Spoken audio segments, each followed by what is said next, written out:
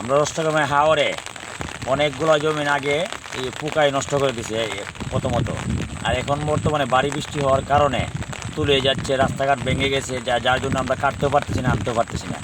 বিরাট ক্ষতির মুখে আমরা পড়ে গেছি।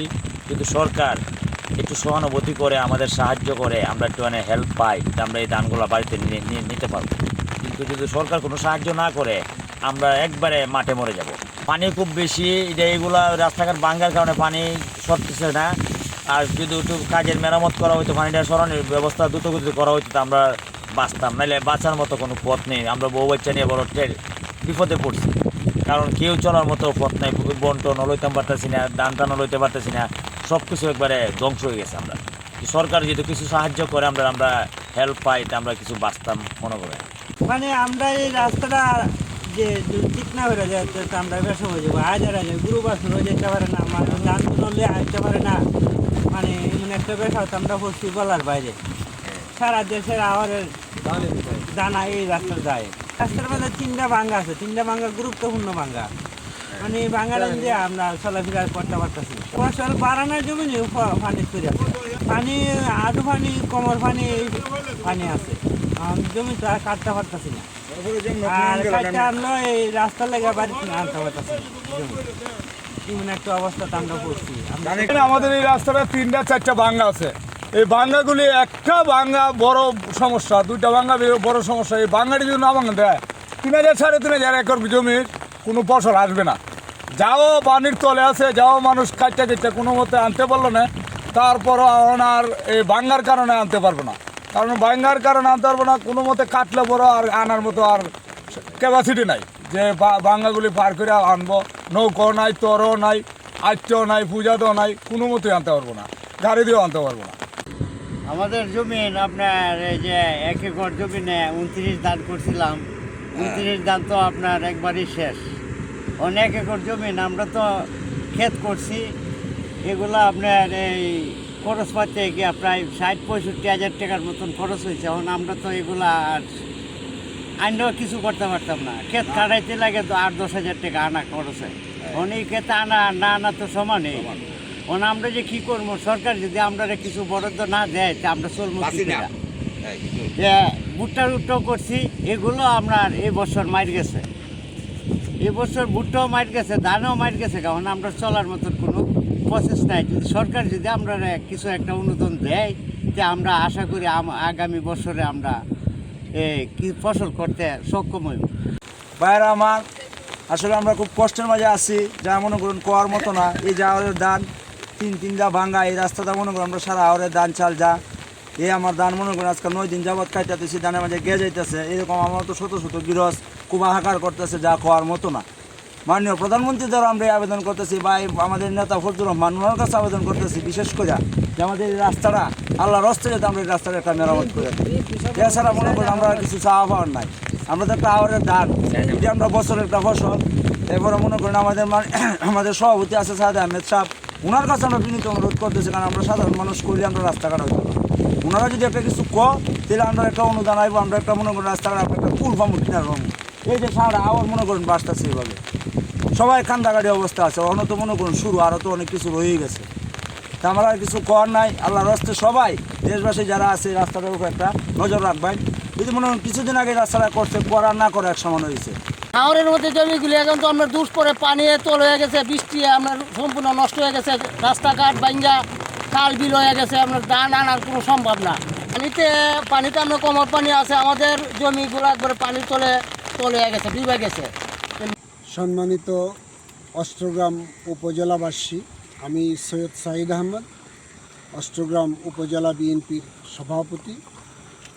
গতকাল হঠাৎ করে সকালবেলা থেকে প্রায় 6.5 ঘন্টা থেকে 7 ঘন্টা মুষলধারে বৃষ্টি হয়। এই মুষলধারে বৃষ্টির ফলে হঠাৎ করে পানির প্রবল বেগে অষ্টগ্রাম টু ভাতলার যেই রাস্তা দিয়ে অষ্টগ্রামের হাজার হাজার একর জমির ধান কৃষকরা বাড়িতে নিয়ে যায়, সেই রাস্তাটি পানির তোড়ে 3 জায়গায় ভেঙে একবারে চলাচলের অযোগ্য হয়ে যায়। এখন কৃষকরা দিশেহারা যে তারা কিভাবে জমির ধান কেটে বাড়িতে নেবে। জমির ধান বাড়িতে নেওয়ার কোনো ব্যবস্থা নেই, একমাত্র রাস্তা এই অষ্টগ্রাম টু ভাতলার রাস্তা।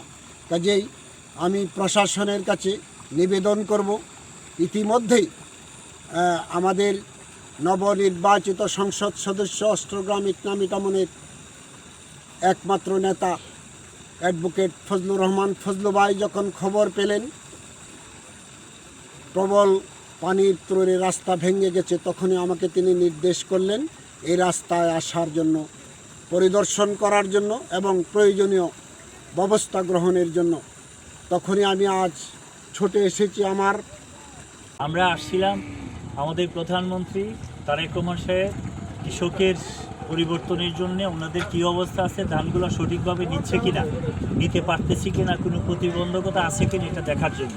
আর আপনাদের নেতা অ্যাডভোকেট ফজলুর রহমান সাহেব, যিনি আপনাদের মেম্বার অফ পার্লামেন্ট, উনি এটাকে কালকে সংসদে অ্যাড্রেস করেছেন, বক্তৃতা দিয়েছেন। এটা উনিও বলেছেন যে আমার মানুষগুলা পানির নিচে পড়ে আছে, এই জন্যে আমরা এটা দেখতে আসছি যে ওনাদেরকে কী কী সহযোগিতা করা যায়। প্রথমত আমরা কৃষকদেরকে যারা ক্ষতিগ্রস্ত হয়েছে তাদেরকে তালিকা দিচ্ছি। তালিকা করার জন্য ইতিমধ্যে নির্দেশনা প্রদান করা হয়েছে। আমি জেলা পরিষদের প্রশাসক হিসাবেও আমি বলছি যে তালিকা করার জন্য, সেটা আমরা করতেছি। ডিসি অফিস থেকে তালিকা হচ্ছে, ইউনূস সাহেব সেই তালিকা আমাদেরকে পাঠাবে। আমরা সেই কৃষকদেরকে অনুদানের ব্যবস্থা করব এবং সহযোগিতার ব্যবস্থা করব। এক নাম্বার 2, আপনি দেখছেন রাস্তাঘাট কিছু ভেঙে গেছে। রাস্তাঘাটটা আসলে বর্ষাটা হঠাৎ করে চলে আসছে, একটু ভাবছিলাম আর 10-15 দিন সময় দিবে আমাদের কৃষক বেঁচে যাবে। আল্লাহই ভালো জানেন উনি কী জন্য আসছেন। ওনার বিরুদ্ধে তো আর যুদ্ধ করার স্কোপ আমাদের নাই, যদিও বা অনেকে বলছে যে বর্ষাকাল তাড়াতাড়ি কেন, তারেক রহমান জবাব চাই। আসলে এটা তো তারেক সাহেব আর জবাব দিতে পারবে না। আমরা চাই যে এটার একটা সমাধান করতে। আমরা এই রাস্তাঘাটগুলো ইঞ্জিনিয়ার সাহেব আসছেন, ইতিমধ্যে আমাদের প্রকল্প দেওয়া হয়েছে, আমরা প্রকল্পগুলো নিচ্ছি। নাম্বার 3, আগামীতে যেন এই কৃষকগুলো ধান তুলতে পারে, এই জন্য এলজিডির মধ্য দিয়ে আমরা কিছু কিল্লা করে দেব, খোলা বলে যেটা, কিল্লা করে দিব, পাকা করে উঁচু করে দিব, যাতে করে এখানে ধানগুলা রেখে মানুষ সেটা করতে পারে। নাম্বার 3, আমাদের প্রধানমন্ত্রী একদিন বলেছিলেন যে এই হাওর অঞ্চলে একটা এমন ধান ভাঙার ব্যবস্থা করতে হবে, কি বলে জানি, বয়লার মিল, ওটু রাইস মিল বড় করে আমরা একটা করার জন্য ইতিমধ্যে একটা প্ল্যান হয়েছে সরকারিভাবেও, যেটার থেকে ধান আপনি কেটে এনে দিবেন, সাথে সাথে ধান শুকিয়ে টুকিয়ে আপনার বস্তায় ভরে দিয়ে আমরা নিয়ে যাব, চাউল নিয়ে চলে যাবেন। সেই ব্যবস্থাও আমরা ইনশাল্লাহ একটা উদ্যোগ দিয়েছি। নাম্বার 5, একটা রাস্তা ভেঙে গেছে, এই রাস্তা দিয়ে অনেক ক্ষতিগ্রস্ত হচ্ছে লোকজন। এই রাস্তাটা বলতেছে এই বছর হচ্ছে না, তারপরে আজকে যে আমি ডিসি মহোদয় সহ আমরা যারা আছি ঢাকায় আমরা কথা বলবো, রুশের হায়ারের সাথে কথা বলবো, এটাতে স্টিলের বেলি ব্রিজের কোনো বিকল্প আমাদের কাছে আছে কি না, যদি থাকে 2-4 দিনের মধ্যে আমরা টেপ দিয়ে আমরা অন্তত ধানটা তোলার ব্যবস্থা করব। এই জন্য আপনাদের এমপি সাহেব জনাব ফজলুর রহমান সাহেব শুক্রবারে আপনাদের মাঝে আসবেন, আপনারা ওনার সাথেও কথা বলবেন, আমিও যদি সময় পাই চলে আসবো, আমরা ওইটার বিকল্প ব্যবস্থা করব।